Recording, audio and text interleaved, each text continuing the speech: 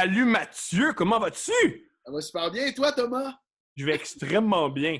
Je sais qu'il ne faut pas dire ça, il faut faire semblant qu'on est humble et douloureux pendant la pandémie, mais ces jours-ci, je vais bien. Oui, moi aussi, j'ai tout le temps envie de nuancer, on dirait en disant, ben, comme tout le monde, il y a des journées plus tough, mais tu sais, mais là, je suis sur le bord d'un lac, en avant d'un foyer. Là, non, pour vrai, ça va bien. Je suis content de savoir que toi aussi. Là. Ah, ok, t'es dans la nature. Ça explique que t'as pas un fou de foyer, comme tu dis, dans ton 3,5 à Schlager. Non, c'est ça. Moi, à Schlag, j'ai pas ce décor-là. Je me suis acheté un chalet cette année avec des membres de ma famille. Puis je suis vraiment chanceux. Je suis tout seul ici. Je profite pour écrire, tout ça. Là, j'ai une nouvelle passion, c'est que je me fais des feux extérieurs. Ça s'est adouci ici dans les derniers jours.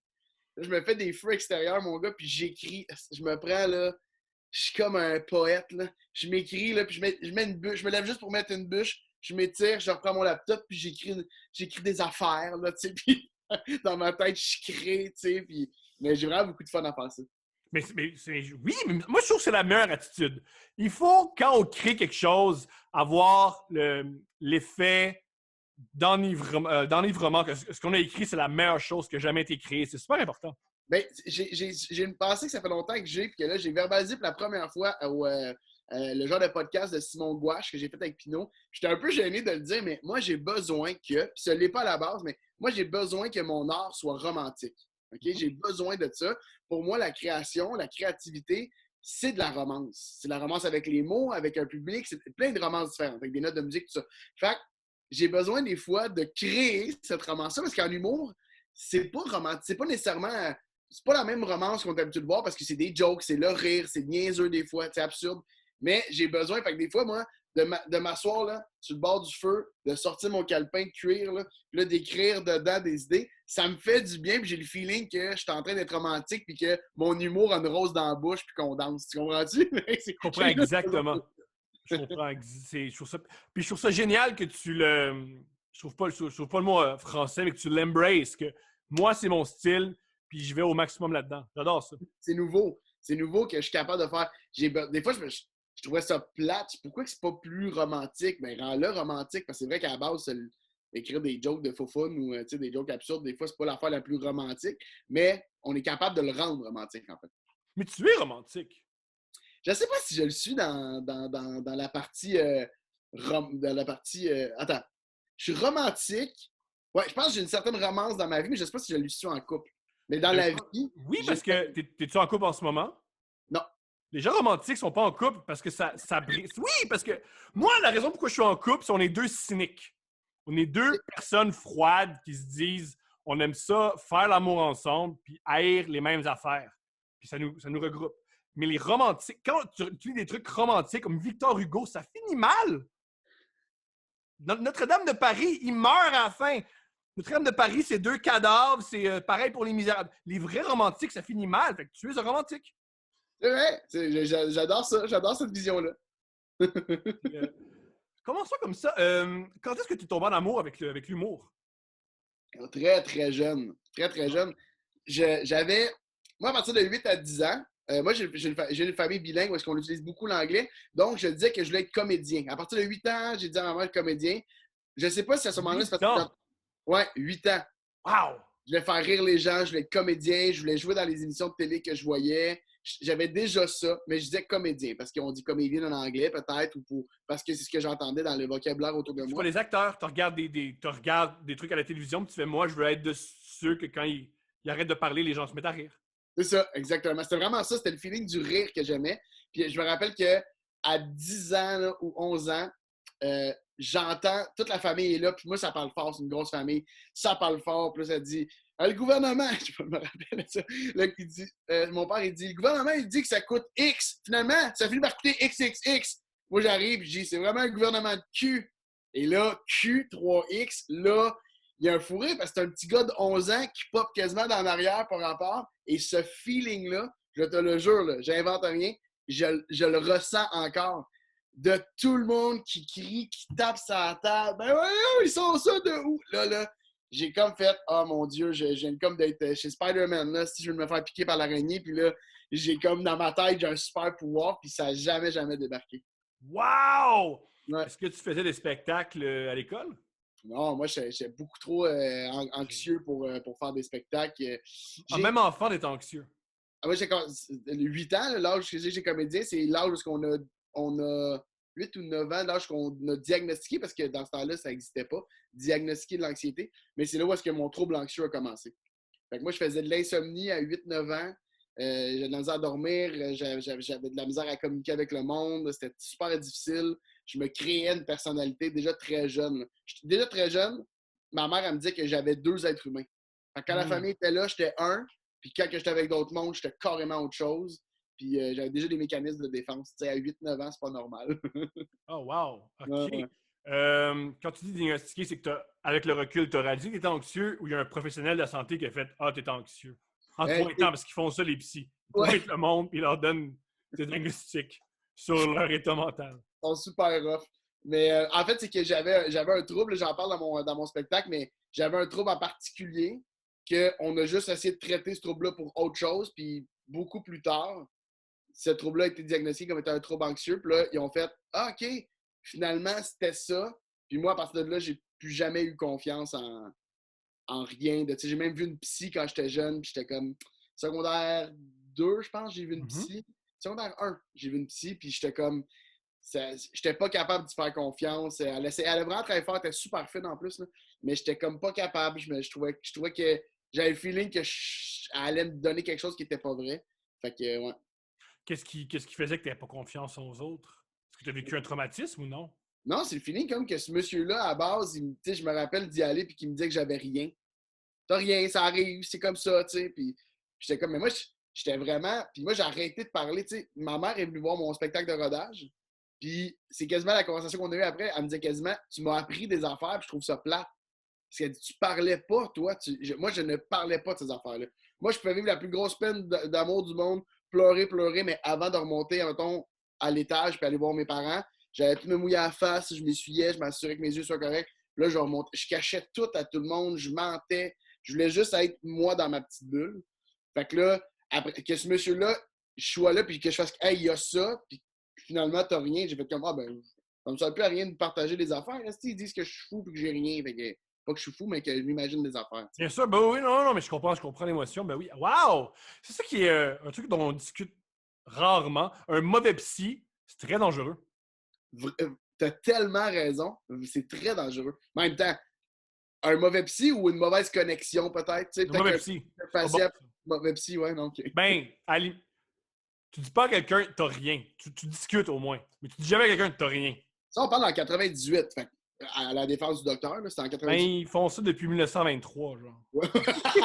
Un moment, là. Il était chanceux qu'ils ne mettent pas ces électrochocs pour. Ouais! T'aurais pu aller sur on sait pas, tu sais. OK, wow! Et comment tu vivais avec le fait que tu voulais absolument faire de l'humour, du théâtre, de l'impro, mais que ton anxiété te le bloquait? C'était vraiment difficile parce que je me demandais si. Ben, difficile.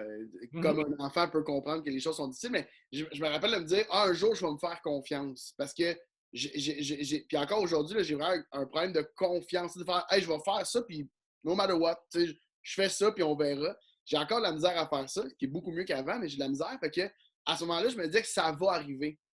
Puis, il y a un moment donné où est-ce que je pense que j'avais 14 ans, mes deux de mes sœurs m'ont acheté un cours d'improvisation. Fait que j'allais dans une école, puis la fin de semaine, on faisait que de l'impro pendant 1 heure et demie. Puis à la fin, on s'inscrivait dans un tournoi d'école secondaire, puis là, on popait, tu sais. On faisait ça. Puis je me rappelle que j'étais tellement nerveux, anxieux à chaque semaine. Rendu là-bas, j'étais bien. Là. Rendu là-bas, j'étais le gars le plus heureux sur la planète. En plus, ça allait bien, tu sais, j'étais bon. Fait que là, tout allait bien. Puis je me rappelle de dire, une chance que mes sœurs ont fait ça parce que je ne l'aurais jamais fait. À la fin de ce cours-là, tout de suite après, j'ai voulu me réinscrire au cours de théâtre l'année d'après pour faire une pièce de théâtre en me disant je ne vais plus jamais arrêter. Mais à la fin de la pièce de théâtre, j'ai pris une pause et j'ai jamais rien fait jusqu'à 16, mettons. Qu'est-ce que tu faisais à 16 ans? J'ai fait un spectacle. Attends, j'ai de la misère avec les âges, moi. J'ai fait un spectacle, c'est 16 ou j'ai 15. Ben, secondaire 3 ou 4? Pas que tu aies Secondaire doublé. 3. Secondaire 3, tu avais 15 ans. 15 ans? OK. Bon, ben à 15 ans, fait qu'il y avait comme 1 an entre les deux. Parce que il me semble que j'ai fait 1 an de rien faire, puis à un moment donné, encore là, c'est quelqu'un qui m'a poussé dans le cul. Je gossais ma prof de français. Avec un de mes amis, on était talents dans la classe, on nous a fait lire en retenue. Puis elle dit là, vous, les retenues, ça vous fait plus rien. Fait que c'est pas une retenue que vous allez faire. Vous allez, en retenue, vous allez écrire un texte humoristique et vous allez aller faire l'audition pour animer le show de fin d'année. Elle est brillante, cette femme-là. C'est vraiment une femme brillante. Caroline Lewis, à chaque fois que. Elle m'a écrit le pas long parce que je parle d'elle à mon spectacle, puis elle m'a écrit, elle m'a dit ça me fait venir voir le spectacle. Puis à chaque fois, je la nomme, il faut plus de professeurs comme ça. J'ai fait l'audition et c'est l'autre spectacle que j'ai fait après ça. Sinon, j'aurais rien fait parce que j'avais de la misère à prendre le guts d'aller faire de quoi. Tu sais, de faire, c'est gros quand même. Là. Je sais qu'il y a beaucoup de monde qui ne l'analyse pas, mais de dire que ça va intéresser les gens, toi, ce que tu as à dire. De dire non, mais mon histoire est plus cool, je vais aller lire ça devant du monde puis ils vont triper. Ça prend de l'ego. Ça prend de l'ego. Oui, ça prend de l'ego, exactement. Ouais. Ça se développe de l'ego, hein? Parce qu'il y a différents styles d'ego, mais ça se développe. Ça se développe ça se dégonfle aussi, c'est parfait. Exactement, c'est ça. Ouais. Chacun, on doit. C'est important que ça dégonfle. C'est un truc que j'ai observé. Tu sais, ma blonde, elle a fait beaucoup de théâtre, des comédies musicales. Et elle n'a pas le trac, ma blonde. Tu sais, j'ai organisé un roast l'année dernière, puis elle monter sur scène, pour elle, c'est pas un problème. Puis son analyse, c'est pas parce que moi, je m'en fous. Oui. J'ai pas le trac parce que je m'en fous. C'est pas important pour moi. Toi, c'est important pour toi, puis tu as le trac parce que c'est ça c'est ta valeur. Oui, puis c'est que tu vaux plus. La seule affaire que j'ai voulu faire de ma vie, c'est ça, t'imagines-tu? Tu sais, à un moment donné, mon père m'a dit, tu te mets pas un peu de pression en disant que tu veux juste faire ça? Je suis comme, non, mais comme c'est ma passion, je veux juste faire ça. Je veux faire plein d'affaires dans ce siècle-là, par contre, là, dans cet univers-là, mais fait que là, à chaque fois que je faisais un move, tu sais, je sais que tu vas comprendre tout de suite, le premier show à 25$ que tu rentres mollo, t'as le feeling que ta carrière est finie. Pas c'est un mauvais show, puis il y a du monde qui vont me trouver moins bon, puis je vais leur prouver la prochaine fois. Non, ta carrière est finie parce que tu as fait un 8 minutes ordinaire. Puis plus tard, tu fais tu sais. Ouais, t'es comme, hey, j'en reviens pas, j'ai pas été drôle aux Patriotes. Non, c'est ça, exact. Tabarnak, c'est terminé. C'est terminé. Et à l'inverse, des fois, tu rentres fort à l'abreuvoir et tu fais wow, c'est moi, Steve Martin. Comment ça, il n'y a pas des gars-là? Si je viens de faire un 5 têtes avec un 2 de rodé. Chris! Quand est-ce que tu as commencé à faire du stand-up? Aussi, parce qu'il y a un laps entre je fais du théâtre, de l'impro, puis. Ouais, j'ai commencé jeune adulte. Là, je vais dire 22 ans. 21-22 ans, j'ai commencé à faire les concours de Martin Turgeon là, qui sont rendus mythiques dans le milieu de l'humour. C'est des concours où on vendait des billets. Puis si tu vendais tous tes billets, tu faisais un 100$ de cachet. Puis après ça, si tu gagnais le concours, tu faisais un 200$ parce que c'était un concours en plus. Tu étais jugé par le propriétaire du bar, une des serveuses, puis Martin Turgeon. Génial! C'est un concept qui est vraiment sans faille. Puis, puis j'ai fait ça 3 fois. Là, je pense à 21 ou 22 ans, j'ai commencé. J'ai fait ça 3 fois de suite. Puis c'est ça, j'ai commencé là. Je ne sais pas de quel âge, mais il y a 10 ans environ, on va dire 10 ans, on va arrondir, là, jouer, c'était beaucoup plus difficile qu'aujourd'hui. Ben là, aujourd'hui, immédiatement, jouer, c'est impossible, c'est une pandémie, mais il y a 10 ans, jouer, fallait que, il y a un gars un peu bizarre qui tripe sur Mario Jean, puis il faut que je fasse son concours ou je vends des billets. En plus, tes amis, ils savent qu'est-ce que tu vaux, là. Fait qu'ils veulent pas vraiment payer 10$ pour te voir. Moi, j'étais chanceux, mais j'ai une grosse famille, ça vendait des billets vite, même. Nous autres, on est 5 enfants, 2 parents, la grand-mère vient, les billets sont vendus, tu sais. Mais je veux dire, je voyais du monde. Didier Lambert, moi, le concours, je l'ai gagné 3 fois. J'ai gagné 2 fois, en fait, puis la dernière fois... Yes, brag, tabarnak! Brag, c'est gros concours. Puis la dernière fois, j'étais ex-aequo avec Didier Lambert qui avait tout pété, puis que j'avais trouvé tellement bon. Puis Didier avait vendu 0 billet. Didier, s'il ne gagnait pas, ça coûtait 100$ venir jouer parce que je pense que Didier, il invitait pas son. Tu sais, c'était un gars qui commençait à faire. Il faisait de l'impro avant. J'imagine qu'il n'y avait pas ce cercle-là de plein de monde. Tu sais, moi, je gossais même pas le monde, ça se vendait. Tu sais, c'est pas pareil, c'est pas la même approche juste par rapport à ton cercle. Fait qu'il y a plein je pense que ses amis méprisaient un peu le stand-up. Fait que c'est difficile de dire à tes amis, hey, voulez-vous venir voir un art que vous méprisez? Ouais, pas vraiment. Faut que tu payes 10$, mais encore moins. Ouais, c'est ça. Il y avait des failles dans le concept, là, finalement, mais Mais ouais, c'est comme ça que j'ai commencé. Puis après ça, le Saint-Cyboire dans le temps qui faisait qui donnait la première chance aux humoristes. J'ai fait ça grâce à Michel Grenier. Parce que moi, je me suis inscrit à un concours. Tu sais, les 5 prochains, la première édition. Mhm. T'appelles-tu ça avec Guillaume Wagner, Pierre Hébert, tout ça? Ça a été un hit, là. Ça, pour les geeks d'humour, pour Monsieur et tout le monde, ça a été un gros hit. Puis, il y avait un concours, Es-tu le prochain? Concours auquel je me suis abonné. C'était le plus de vues, un pourcentage des vues, puis un pourcentage de juges. Puis, j'avais le plus de vues, mais j'ai perdu. Ça en dit beaucoup sur la qualité du matériel. Puis, quand que j'ai, quand que j'ai perdu, il y avait faisait une soirée, remise de prix, puis tous les humoristes étaient tous là, puis c'était au Saint-Cyboire, justement. Fait que j'ai été à cette soirée-là, et c'est là que Michel Grenier est venu me voir, et qui m'a dit t'as vraiment quelque chose de particulier. T'es bon, t'es drôle, mais en ce moment, tu pourrais devenir un Mario Jean. Fait que travaille, puis tu penses qu'on va se revoir souvent. Puis, il m'avait donné sa carte à partir de là. Mais tu sais, Michel, man! c'est Michel, tu sais. Ah, mais je comprends ce qu'il veut dire, mais ça C'est pas méchant contre Mario, hein? C'est ça qu'il faut savoir, c'est que c'est pas méchant contre c'est Mario. extrêmement Mais... méchant contre Mario.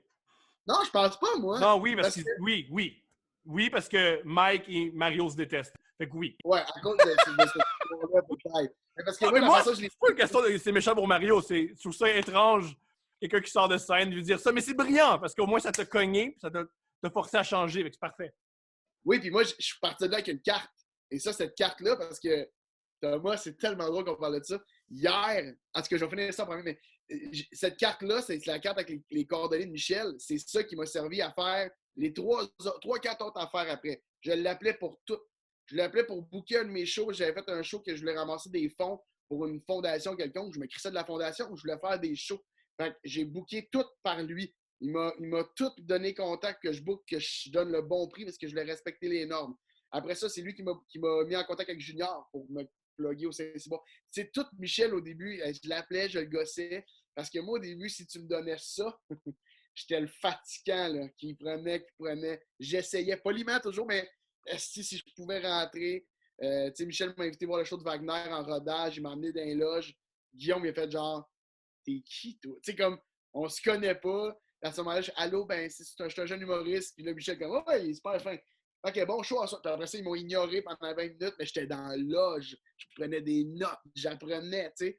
Fait que, ouais, j'étais quand même intense. Mais ça, pour ceux qui nous écoutent, qui veulent faire de l'humour ou n'importe quoi, être gossant, c'est parfait. C'est vraiment une. La ligne. Sois plus smart que tes gossants. C'est juste ça. Pas d'accord, moi. Tu dépasses la ligne. Dépasse-la! Parce que, un moment donné, tu vas être drôle, puis tu vas être bon, puis les gens vont rire de toi quand t'étais gossant, puis tu fais, ben, c'est passé. Moi, j'ai toujours sois pas homophobe, raciste ou misogyne. Le reste, tu sais, c'est pas grave. Puis, tu sais, si t'es gossant, là, pour vrai, ben, on va te le dire, tu es gossant, tu vas avoir de la peine, puis tu le seras plus. Ouais, c'est vrai. Non, c'est pas fou. Michel n'est pas obligé de répondre à son téléphone. S'il faut, il peut mettre ton nom sous le nom de le gars fatigant, puis filtrer tes appels. Vraiment. 200%. Vraiment, vraiment. Il aurait pu le faire, il l'a peut-être déjà fait. Là. Mais non, mais pour vrai, il était. Mais tu sais, c'est ça, c'est que tu ne fais pas. Hier, je me suis connecté, je me suis acheté Word. C'est vraiment pas intéressant. Je me suis acheté Word, puis ça vient avec OneDrive. Et là, j'ai renouvelé ma licence OneDrive et je suis tombé sur une lettre d'intention que j'ai écrite à la radio de Radio Énergie en 2004. Alors, j'ai 14 ans. Non, en 2006, j'ai 16 ans et je veux aller chroniquer dans le show des Grandes Gueules. Bonne idée. Puis, le texte, sachant mon âge, il est borderline arrogant. Genre, tu sais, convaincu que je suis un atout pour votre équipe, mon sens du punch, ma répartie, mon côté sympathique, tu sais. Si tu lis ça, t'es comme, ah, qui est drôle, calme-toi, là, tu sais. Mais il y a quelque chose de sain quand tu commences, parce que t'as rien. Alors, la moindre des fois, la seule.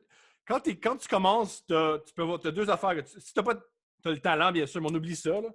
T'as du temps. Je peux remplacer n'importe quand. Je m'en fous. Puis t'as t'ignores que t'as pas de talent. Fait que déjà, ça, tu peux faire de quoi de génial parce que tu sais pas que ça se fait pas. Tu sais, vas-y, donnez-moi de quoi, j'ai pas d'orgueil, je veux juste être là. En fait, je veux être dans la gang. Il y a des enfants acteurs qui disent ça, que le meilleur jeu qu'ils font, c'est quand ils sont acteurs parce qu'ils connaissent rien. Ils savent pas. Quand ils sont jeunes Ah, OK. Ils savent pas. Ils savent pas si c'est bon. Ils sont innocents. Ils font juste jouer. Ils réfléchissent pas. Moi, le dire non même. M'improviser. Il y avait Drew Barrymore qui disait moi, j'ai improvisé sur E.T. J'avais 7 ans puis j'ai improvisé. Ça, c'est fucked up. 7 ans, je suis sur un plateau, j'improvise. Mais tu le sens, hein? J'ai écouté un épisode de Friends avec Dakota Fanning. Je sais pas si tu connais Dakota Fanning. Qui est devenu Dakota Fanning. Là. Ouais, c'est ça, exact. Puis à ce moment-là, elle est tout petite, mais tu regardes, puis j'avais même pas catché que c'était elle au début. Puis j'ai fait, elle donc ben, man. Elle est dans son corps au bout, mais elle a peut-être 10 ans là-dessus, je sais pas trop là, le vrai âge, mais je suis comme, voyons donc, mais ça existe, ça aussi, de naître avec cette affaire-là, tu sais. Puis après ça, ben là, il y a tout l'entourage. Et tu as des parents complètement fous qui t'entraînent. Oui, il y a ça aussi qui joue. Il y a que tes parents, ils ont une sexualité déplaisante. Et, ils n'ont pas réalisé leur rêve. Alors, ils prennent des petits-enfants puis ils t'entraînent. Ce qui fait que dans Friends, tu as l'air super. Et à l'âge de 21 ans, tu fais de la cocaïne dans des clubs de Los Angeles. Et à l'âge de 24 ans, tu as l'air d'avoir 44. Pour ça, je parlais de l'entourage en général, mais je suis content que tu aies précisé. Je disparais un court instant et je reviens.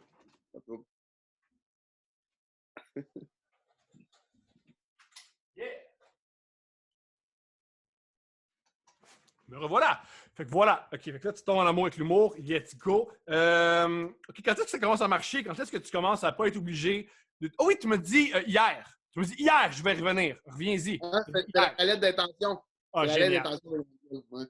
Génial.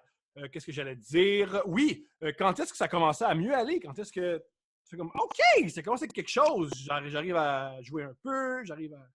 Oh oui, juste avant, l'école de l'humour, ton rapport à l'école de l'humour. Pourquoi tu n'as pas fait l'école? La réponse, ça peut être, j'ai fait l'audition, puis ils n'ont pas de flair. Ouais, je n'irais pas jusqu'à dire qu'ils n'ont pas de flair, mais... en fait, j'étais allé à l'école de l'humour. Ils n'ont pas de flair. En fait, ils ont peut-être un très bon flair, parce que je pense que... Moi, j'ai fait l'audition et le stage, puis je pense qu'ils ont senti que je résisterais à me faire casser et remouler, ce qui est une technique que je ne sais plus si elle est encore actuelle, mais qu'on disait beaucoup que c'était ça à l'école avant. Là. Ils essaient de casser pour de remouler quelque chose d'un petit peu plus... À l'école de l'humour, il y a beaucoup de gens bizarres, les profs, puis ils vont faire le coup avec toi. Puis tu fais juste... Je sais pas, man. C'est pas ma faute si tu as divorcé puis tu vois pas tes enfants aussi souvent que tu veux. Puis là, tu as besoin de faire ça sur des individus dans vingtaine. C'est pas règle ça de ton bord, mais pourquoi faut que tu me crées après devant des élèves? Je m'en souviens, il y avait un prof que... Moi, je n'étais pas humoriste, j'étais auteur. Auteur, c'est différent. Moi, le programme auteur de l'école de l'humour, j'ai que des bons mots. Le programme humoriste, j'ai d'autres mots. Et lui, ce qu'il faisait avec les humoristes, c'est que dans les premières journées, tu devais expliquer le truc qui t'avait le plus traumatisé dans ta vie. Ce qui est fucked up! Peut-être que tu n'as pas envie de faire ça. 2, peut-être que j'ai pas envie d'entendre parler que tu as été agressé sexuellement. Mercredi après-midi à 2h dans un local, il y a une fille qui pleure, qui fait ça finissait jamais! Comme calice. Là, tu fais on va faire de la comédie avec ça. Peut-être pas. Peut-être pas. Peut-être que moi qui se fais battre par ma mère, c'est pas le meilleur numéro d'humour. Je sais pas. Ça, c'est ne pas maîtriser la créativité, la création, tu sais, parce que je veux dire. Ça, c'est avoir un pénis minuscule. Oui, il y a aussi ce volet-là. Ou un très long clitoris. Je pense que ça existe. En fait, moi, je pense que la création passe par la douleur. Mais ça peut pas être obligatoire. 2, ça peut pas être forcé de le sortir, tu sais, je veux dire. Ah, puis c'est ton processus. C'est à toi, tu sais. Oui, c'est ça, exact. Ouais. C'est comme... Tu sais, l'école, moi, il y a beaucoup de monde qui disent, attends, moi, je me rappelle, Phil Roy, il dit haut et fort que si c'était pas de l'école, lui, il ferait pas d'humour, tu sais. Moi, c'est carrément le contraire. Je pense que si j'avais été accepté à l'école, j'aurais pas fait d'humour. Parce qu'il a fallu, puis c'est pas contre l'école, c'est plutôt pour le parcours des bars, il a fallu, moi, que je gagne chaque place. Moi, je marche en tape dans le dos dans la vie. J'ai besoin d'une tape dans le dos. Puis, chaque première partie que j'étais capable d'avoir dans un show, les soirées headline qui sont moins populaires maintenant, mais chaque 10 minutes, 8 minutes, 5 minutes que j'étais capable de le faire à gauche, à droite, ça me gonflait d'une envie encore plus forte de passer à la prochaine étape. Puis je pense que si j'avais fait ça à travers des cours, moi, pas une super bonne réaction avec l'autorité dans la vie, je pense pas que je me serais épanoui assez. Ben, pour le niveau humoriste, là, à mon humble avis, l'école de l'humour, c'est parfait pour quiconque a un charisme indéniable. C'est bon pour les Sidney Crosby, la comédie. C'est bon pour les Phil Roy et les Catherine Levac. Ou de toute évidence, c'est sûr qu'ils vont réussir. Parce que l'école de l'humour, c'est aussi une place de placement. Si Louise te trouve bon, ça va bien, tu sais. Ouais. Là où c'est plus difficile, c'est quand t'es juste quelqu'un qui a une passion, puis qui t'es pas encore trouvé. Puis il dit des choses comme faut que tu trouves ton clown, puis tu fais je comprends pas ce que ça veut dire, puis c'est étrange de dire ça. Ouais. Si toi, t'avais trouvé ton clown, tu serais pas ici. Fait que calme tes nerfs, man. Oui, tout ça. Fait que voilà. Fait que ouais, quand est-ce que selon toi, ça part, ça marche, là? Tu trouves un petit peu ton aise? Quand, en deux étapes. Quand j'ai parti ma soirée d'humour au Uber Café Bar dans Villeray, Villeray, non, c'est pas Ontic. Là, j'ai senti. Dit Unsick, ça prend une soirée d'humour. Mais honnêtement, une plug, tu sais, à ce moment-là, tu sais comment ça marche partir d'une soirée d'humour. Quelqu'un dit que quelqu'un veut peut-être, puis là, tu vas défoncer les portes. Puis... Non, mettons, la pandémie n'existe pas. Là, on vit dans un monde parallèle où personne tombe malade d'un virus qui tue du monde. Bref, partir une soirée d'humour, c'est super. Qu'elle marche ou elle marche pas, tu vas apprendre. Oui. Alors, vraiment, vraiment. Puis moi, j'avais la chance d'avoir parlé à bien du monde, de ma grand gueule, puis je me questionnais tout le temps sur comment c'est fait, pourquoi toi, tu fais pas d'argent, pourquoi tu dis que tu es un animateur et que tu n'es pas payé, mais que le jockey paye 150$ plus des redevances à la porte. Je comprenais pas. Fait que j'ai tout commencé à calculer ça. Fait que moi, je suis arrivé là, jeune, avec un papier, une proposition. J'ai pas fait « Ah, mais on va négocier, je fais une proposition. Moi, il faut que tu payes tant, tu payes les humoristes, tu me payes moi, tu pognes toute la porte, on fait un deal sur ta bière, tu te remplis. » J'avais fait des chiffres, des calculs pour lui, que j'avais demandé à Charles Deschamps combien que ça coûtait un baril de bière. Puis j'avais tout calculé, j'étais arrivé avec un « Boum! » On fait ça. Ça a marché. On est parti à la soirée d'humour quelques semaines après. C'est brillant. Ça a été un. Je suis pas brillant, je pense que j'étais désespéré, mais. Non, mais faut les connaître, ces chiffres-là, puis il faut être bon en pitch. Je veux dire, parce qu'on va y revenir, mais tu étais un homme d'affaires. Tu avais une entreprise il y a quelques années avant. Là. Ouais, c'est ça. Je pense que j'ai ça un petit peu. Pas assez pour que ça aurait pu être ma vie, mais j'ai une petite affaire entrepreneuriale que j'aime bien, puis qui m'a aidé là. Puis le fait que j'avais des ressources autour de moi, ça m'a aidé aussi. Tu sais, les gars, ils m'ont aidé à préparer. Puis après ça, en one-on-one, je pense que j'étais quand même pas pire. Le gars, il a embarqué. On a fait une super belle année. Et moi, ce qui m'a aidé, c'est que des Alexandre Barrette, Mike Ward, François Bellefeuille, qui à ce moment-là, là, ils ne faisaient pas de bar. Ils faisaient le jockey, moi, puis la soirée à Julien. Puis Rosemont. Ça, c'est pas Rosemont? Ah, mais ça, c'est avant. Non, je t'ai coupé, mais j'ai tort en plus. Non, mais Paul Rosemont, c'était avant moi. Fait qu'il faisait juste la soirée à Julien à Longueuil, puis il faisait, c'est ça, le jockey puis moi. Fait que c'était quand que Barrette décidait, et puis moi, le resto à côté, il communiquait pas, puis il fallait que tu passes devant la scène. Le propriétaire, quand j'ai dit la première fois que Louis-José Hood non, c'est Alexandre Barrette, le premier qui est venu, il a défoncé son bas de resto, parce que le resto de bar, c'était à lui. Il a défoncé, fait qu'on faisait rentrer par le resto, descendre dans la cave, on passait à travers un petit trou, une genre de petite porte. Puis là, tu tombais dans le sous-sol du Uber. Puis c'était un mini-bar. Il y avait 70 personnes dans le tapis, là, debout, du monde grimpé ses tables. Puis du moment que ces gars-là ont commencé à venir, ça a été un super beau succès. Puis la deuxième année, le proprio a décidé qu'il ne mettait plus aucune pub, qu'il ne voulait plus, comme que ça soit une dépense. Lui, il ne comprenait pas qu'on faisait connaître son bar. Puis là, il était très instable. En tout cas, moi, je pense qu'il était instable. Il était super fin, ça s'étant dit. C'était vraiment un chic type, mais je comprenais pas comment il réfléchissait. Puis après ça, j'ai fait « OK, c'est fini. J'ai arrêté ça parce que j'ai commencé au bordel. » Et moi, c'est vraiment au bordel que, personnellement, j'ai commencé à m'épanouir. Là. Vraiment, vraiment. Parce que si j'ai bien compris, François Bellefeuille t'avait vu animer, Mike Ward aussi.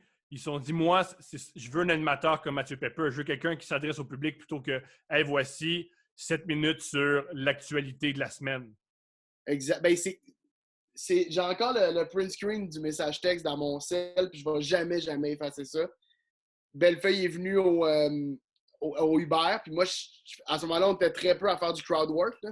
On n'était pas beaucoup à faire ça. Il y avait toi et Jay, genre. On était moi, Jay, puis Julien faisait un genre de crowd work, mais... Bien à lui! Bien à lui! Ça finissait toujours en comédie musicale, mais en tout cas, c'était comme un genre de... Mais oui, on était moi puis Jay probablement, puis Bellefeuille, lui, voulait absolument qu'au bordel, ce soit du crowd work. C'est ça qu'il voulait, c'était à l'américaine. Fait qu'en il a juste texté Charles Deschamps. Je reviens d'Uber, puis je pense que ce serait le fun une bonne fois d'essayer Pepper. Je pense qu'il pourrait être bon. Charles me l'a print screen, me l'a envoyé. Et j'ai accepté d'animer, ça c'était dans la fin de la première saison, et j'ai accepté d'animer seulement rendu au mois de juillet, donc peut-être un mois et demi après. Charles, à chaque semaine, il voulait me donner une date, j'étais comme non, je peux pas faire ça. Pourquoi? J'avais trop peur de me planter puis de décevoir François puis les gars. Ah ben oui, l'anxiété. Ouais. Ben Fait que, oui. et pourtant, quand j'ai été, mon gars, là, le bien que ça m'a fait, un, de réussir, B, d'être drôle, trois, je me suis trouvé. C'est là que je me suis trouvé sur scène. Parce qu'en crowd work, je pouvais pas essayer d'être quelqu'un d'autre ou de faire un pattern de quelqu'un d'autre. J'étais en survie. C'est là que j'ai compris que, OK, c'est beau, je suis suffisant. Moi, je suis. Ironiquement, t'as trouvé ton clown. Et voilà. Pour vrai de vrai. Mais c'est là que je pense qu'il se trouve, le clown. C'est pas dans une classe. Je pense que ça se passe sur scène. Là. Mais, ouais, exactement. Je connais du monde qui l'ont trouvé en classe, moi. J'en doute pas. Pour moi, ça, je te dis que ça n'aurait pas marché à l'école. Là. Je peux pas. Là, moi, j'aurais juste regardé tout le monde autour. J'aurais été self-conscious. J'aurais été, tu sais. T'aurais haï les guerres politiques, l'école. Ça, t'aurais haï ça. C'est quoi ça? Les guerres politiques, c'est du monde qui pense que le show de l'école, c'est l'affaire la plus importante, puis qui s'arrange pour briser les autres pour avoir un meilleur spot dans le pacing d'un show d'école que personne ne regarde, vraiment. Les gens qui viennent, ils vont juste là pour être dans la salle, puis être sur leur selle, puis passer à autre chose. C'est vrai que le pacing du show de l'école, c'est quelque chose qu'on entend vraiment beaucoup, beaucoup parler. C'est pas important. Il y a du monde qui en parle à ce jour. Jay, il dit encore « Moi, j'ouvrais à tous les soirs, puis ça m'a pris. » Je dis « OK, OK, excuse. » C'est encore important pour bien du monde. Tu sais. C'est vrai qu'on dit que le closer, on disait le closer de l'école, il a quand même closé le show de l'école, ça voulait dire que l'école croyait plus en lui. Des fois, tu es comme, non, c'est parce qu'il y avait une guitare. Il faut vraiment comprendre les codes de l'humour aussi. Là. C'est tough de passer après une guitare. On met la guitare à la fin. Tu sais, dans le sens, C'est pas tard. Ouais, très, très juste. Un truc un peu sensible qui, tu vas en discuter, t'as écrit des trucs très touchants qui sont devenus, qui ont explosé sur ton corps, ton rapport au corps. C'est quoi? Je vais être extrêmement froid dans ma question. À quel point c'est tough d'être... Tu vis de l'anxiété. À quel point c'est tough pas... À quel point c'est tough être gros? Comment tu vis ça? J'adore ça, que ça soit direct comme ça. Ben, parce que je me le permets parce que dans tes textes, tu nommes le truc. Oui, oui. Je me le permets parce que... 200%. Puis c'est une fierté en même temps qu'une angoisse, complexe. J'ai un drôle d'attachement, je sais pas comment là, ça va dire à verbaliser, c'est la première fois que. Mais on dirait que j'aime le fait d'être un chubby. Parce que moi, en tant que petit chubby, j'ai regardé beaucoup de chubby, le peu qu'il y avait, mais beaucoup de chubby à la télé, sur scène, puis je m'identifiais beaucoup à eux. Fait que je pense que la portion que j'aime d'être chubby, c'est bon, le pourcentage que je suis obligé d'accorder au fait que c'est ça qui fait que je suis humoriste aujourd'hui. Là. Je veux dire, la raison pour laquelle je suis drôle, c'est un mécanisme de défense. Fallait que je réponde. Enfant, on blastait? Oui, ben oui, mais tu sais, t'es moins. Puis, il faudrait que je montre des photos, j'étais pas gros, là. C'est ce qui me fait le plus de peine, c'est que je n'étais pas gros. Je comprends. Tu regardes les photos, je suis comme, voyons, je suis tout petit, je suis minuscule, je suis potelé de la face parce que je suis un enfant, mais je suis pas. Puis pourtant, moi, j'étais obèse, là, dans ma tête. Moi, j'ai eu les cheveux longs jusqu'ici parce que j'avais tellement une grosse tête que je voulais cacher ma grosse tête. Fait que j'avais des cheveux longs qui grossissaient vraiment ma tête, là, après réflexion. Mais j'avais déjà des patterns comme ça. Fait qu'il y a un pourcentage que je suis obligé d'aimer le fait d'être chubby parce que c'est ce qui crée ce que je fais aujourd'hui et qui fait que je vis de ma passion. Mais il y a une partie aussi qui fait que je vois rarement... je vais pas faire pitié. Là. C'est comme... non, tu fais pas pitié, tu fais juste t'exprimer. Tu sais, je vais rarement me trouver beau dans Mm-hmm. quelque chose. Je vais rarement être capable de me regarder dans le miroir. Si j'étais avec... j'ai été en amour, puis à quel point les filles m'ont fait sentir... Rarement une fille m'a fait sentir mal tu sais, genre, de mon corps. Au contraire. Puis moi, je suis quand même, genre, si je me lève en bedaine le matin, mais je sais que le soir, je me suis mis un chandail juste là parce que je peux juste le prendre puis me le mettre vite avant qu'il rouvre ses yeux, tu sais. J'ai quand même tout ce genre de thinking-là qui existe. Je viens de commencer à me baigner. Il y a 2 ans, j'étais dans un voyage avec des amis, Julien, Mehdi, tout ça. Puis il a fallu que je me dise, là, t'es plus loser si tu te baignes pas. T'es plus loser si tu te baignes pas devant tes amis qui t'aiment no matter what que si tu te mets en bedaine puis que t'es gras, là, ou gros ou peu importe. Là, je veux dire, c'est encore un gros travail du regard des autres, I guess, du regard de moi avant moi-même. C'est comme... je m'excuse, la réponse est un peu... Non, elle est brillante, ta réponse. Elle est très, très touchante. Comment tu te sens quand... Moi, ce que je trouve malheureux... ce que je trouve malheureux dans le fait d'être gros, c'est que dès que quelqu'un veut vous faire mal, c'est ce qui ressort. Ouais. Comment tu vis ça? Premièrement, ben, tu sais qu'une personne t'en veut quand il traite de gros. C'est « Ah, là, tu veux me faire mal, là, mon Chris. » Puis comment tu te sens par rapport à... Quand tu reçois cette insulte-là, comment tu te sens? Il y a 2 affaires. C'est ça qui est difficile, c'est que c'est autant le gag pour quelqu'un qui veut te faire mal, puis qui ne connaît pas tant que ça, ou du moins qui va avec le easy way, mais c'est aussi le gag de quelqu'un qui veut te taquiner puis qui t'aime beaucoup. Tu sais, moi, il y a beaucoup de gens qui me font des jokes, qui vont faire des petites jokes à gauche, à droite.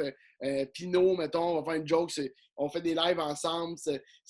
Le premier gag qui va venir, c'est pas méchant, puis je le sais. Il y en a qui c'est très clair, mais des fois, la ligne devient tellement mince que là, au lieu de juste profiter du moment avec les gens, là, je vais passer un petit peu d'affaire.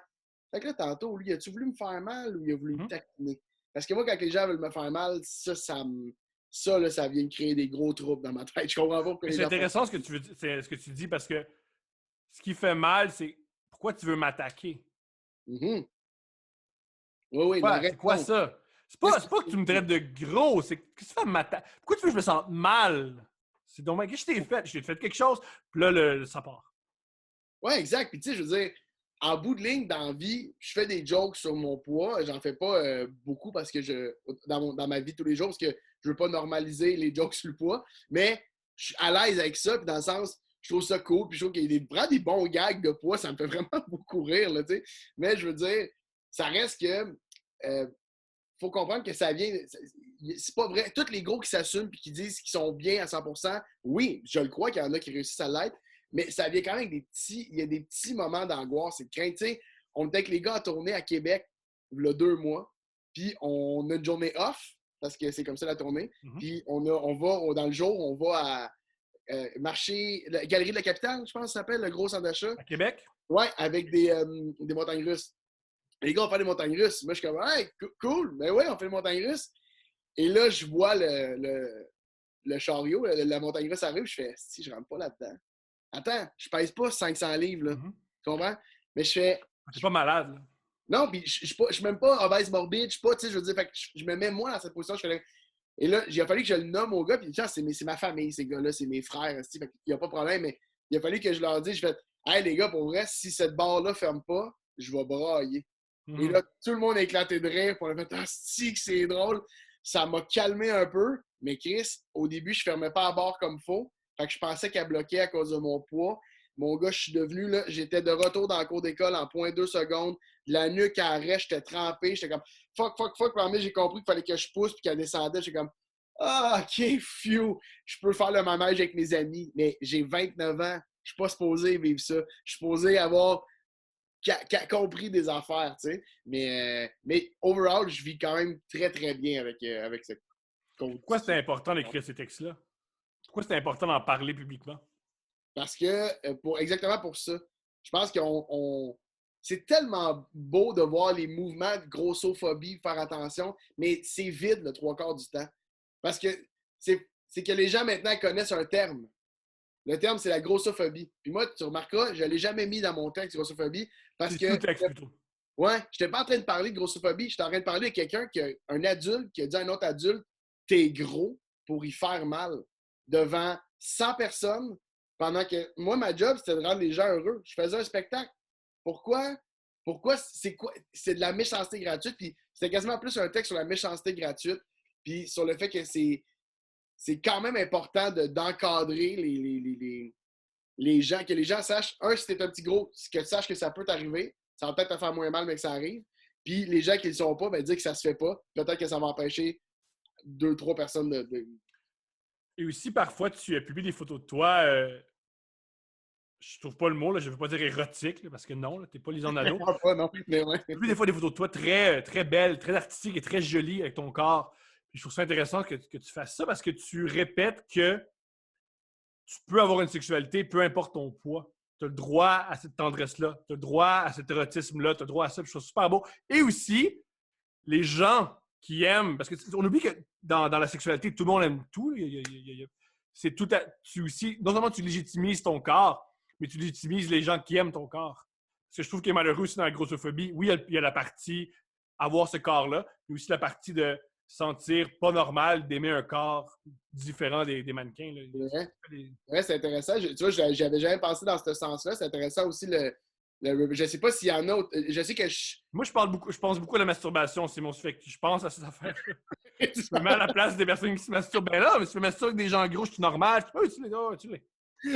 Parce qu'on entend souvent parler du gars qui tripe sur les filles enrobées. Mais c'est vrai qu'on entend plus ou moins parler de la fille qui tripe sur un gars enrobé. Fait que il y en a beaucoup. Ben oui, de toute évidence, mais je veux dire.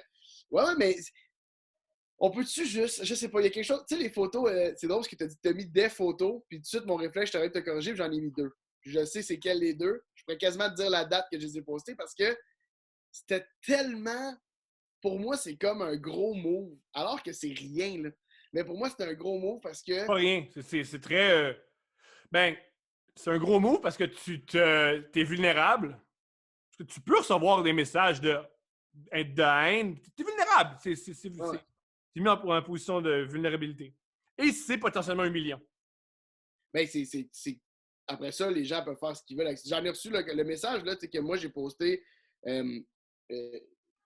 Pour être 200% transparent, j'ai réfléchi quand je l'ai fait, je ne l'ai pas fait en connaissance de ce que ça allait avoir comme portée, mais je me disais, ça va frapper un 1000 likes, puis je suis capable de gérer ça. 1000 likes, 25 partages, je suis capable, moi, de gérer l'income. Je pense que ça va faire plus de bien que ce que ces 1000 likes peuvent me faire comme mal. Ça, c'est le calcul que j'ai fait avant de peser sur scène, après l'avoir envoyé à 2-3 personnes pour savoir si non, à une personne. Je l'ai envoyé à mon agent, qui est ma soeur, parce que je voulais savoir si j'étais malade mental de penser ça. Si j'étais-tu bébé d'avoir eu de la peine de me faire traiter de gros. C'est ça que j'avais besoin de légitimité. Après ça, là, c'est rendu à 25 000 likes, au-dessus de 12 000 partages. Ça, j'étais pas prête à ça, puis j'étais pas prête à la haine. Il n'y en a pas eu tant que ça. Pour vrai, vraiment pas tant que ça. Mais des femme ta gueule, gros tabarnak, va juste prendre une marche, ça va te faire du bien. Entraîne-toi, gros crise de paresseux. T'es un lâche, tu fais de la promo. J'étais comme, hey, si tu savais à quel point ça me fait pas vendre de billets, là. Tu sais, genre, je vends pas de billets parce Sans que. oublier, pourquoi pas? Et s'il y a des gens qui t'ont trouvé, parce que c'est un texte avant tout, s'il y a des gens qui veulent te voir en spectacle parce qu'ils te trouvent touchant. Ouais, exactement. Et si, ouais. C'est ça. Ça regarde qui, puis. C'est pas comme si tu avais fait ce long texte-là, puis la chute du texte, c'est acheter des dentifrices Crest. Parce que si vous êtes gros, au moins, il faut avoir une bonne haleine. C'est comme, oh, man! Pour vrai, mais là, si tu me dis, tu veux juste montrer un côté de toi, il n'y a pas de problème. Ouais. Du moins, pas à mes yeux, puis pas. Ouais. Mais c'est bien, wow! Mais tu sais, il a fallu que j'accepte moi-même, parce que tu parles de la vie sexuelle, puis je trouve ça vraiment intéressant. Il y a quelque chose, puis je l'ai vécu dans le podcast avec Mike, il y a quelque chose qui surprend les gens. Mike n'arrête pas de dire que mon public est majoritairement constitué de femmes, de filles. Puis là, il y a des. Là, OK, il y a une vie sexuelle active, puis des fois, ça me gosse de voir que ça peut surprendre ou que. Je sais pas, je suis comme. Qu'est-ce que vous pensez, vous? Quelqu'un qui a moindrement un surpoids, ça s'arrête là, genre? Il n'y a pas de. Il n'y a pas de vie sexuelle, il peut pas être sexy, il peut Regarde, pas... Ça me fait toujours rire quand Mike fait des jokes de gros. Ça, on va se le dire, là. Ouais. Les jokes de gros, c'est comme si moi, je fais des jokes sur le monde qui perd leurs cheveux. Ouais, Dom? Mais Mike fait les meilleurs jokes de groupe. Tu sais, Mike... C'est l'autodérision. Il a commencé les 2-3 derniers podcasts, il arrête pas de dire que j'étais un beau gros, puis après ça, il fait un comparatif qui a pas de bon sens. Tu sais, puis je suis comme, voyons, aussi. Mais c'est tout le temps... Mais tu vois, Mike, on parlait de la ligne tantôt, jamais Mike va faire une joke pour me faire mal. Jamais me blesser. Jamais, tu sais. C'est que ça, il peut faire toutes les jokes du monde. j'ai les bras grands ouverts de même, puis j'en ris, là, tu sais. Ce qui est magnifique avec Mike, c'est peu importe ce qu'il dit, tu peux revenir 2 fois plus fort. Ouais, exactement. Ce qui est malheureux des fois avec les gens qui font des blagues, c'est que tu peux pas répondre. Ouais. Eux, ils te frappent, toi, tu leur bouges un sourcil, puis ils font pardon! Ouais. Mike, peu importe ce qu'il dit, tu peux lui sauter dans la gorge, puis ça ne dérange pas. Tu sais. Il prend tout. Ouais, vraiment. Ouais, il prend tout, ben oui. Yeah! Fait que, ben ouais, ça va être pas mal ça. Merci de ton après-midi. Juste avant, tu fais des lives avec à chaque soir. À chaque soir, c'est ça? Oui, absolument. Ah, ben, du lundi au jeudi, en fait, à 22h30 avec Pinot. Fait 4 soirs sur 7. Fait que tu peux Ouais. pas. Fait que du lundi au jeudi, tu fais des lives Instagram avec Pinot. Des très jolis lives. Tu fais des lives gratuits, oui, sauf que c'est 5,99. Tu sais, on dirait que je comprends rien des questions.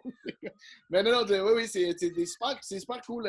Je sais pas, rendu au moment où est-ce que les gens vont voir ça, je sais pas si on va encore en faire. Tu sais, c'est quelque chose qu'on donne pas de. On se donne pas une grosse mission avec ça, outre que pour l'instant, on a du fun, puis on le fait, puis on verra bien demain. Je comprends. Mais merci beaucoup, beaucoup, beaucoup de ton temps. Je trouve que tu es un humoriste très touchant et très, très, très, très drôle. J'ai hâte que la pandémie, le confinement arrête, plutôt le confinement plutôt que la pandémie, pour qu'on retourne te voir en show. Je te trouve vraiment, vraiment bon et merci de ton temps. C'est vraiment fait, Thomas, puis j'aime tellement ton podcast. Là. Puis je te l'ai dit à toi avant, mais je le dis là parce que je veux que les gens sachent à quel point c'est le fun. C'est le fun des discussions comme ça. Tu as des questions pertinentes, tu es préparé, tu connais ton invité. C'est comme, je suis content qu'on l'ait fait de même, parce que j'étais supposé venir le faire en studio avant la pandémie. Je vais créer 3-4 autres stunts qui vont donner du matériel pour que tu me réinvites en studio. J'ai vraiment du fun avec toi. Fait que c'est bravo. Puis j'espère que ça va continuer d'avoir des bonnes cotes d'écoute parce que je trouve que tu mérites tout cet amour. Merci beaucoup. Ça fait plaisir. Ciao. Bye.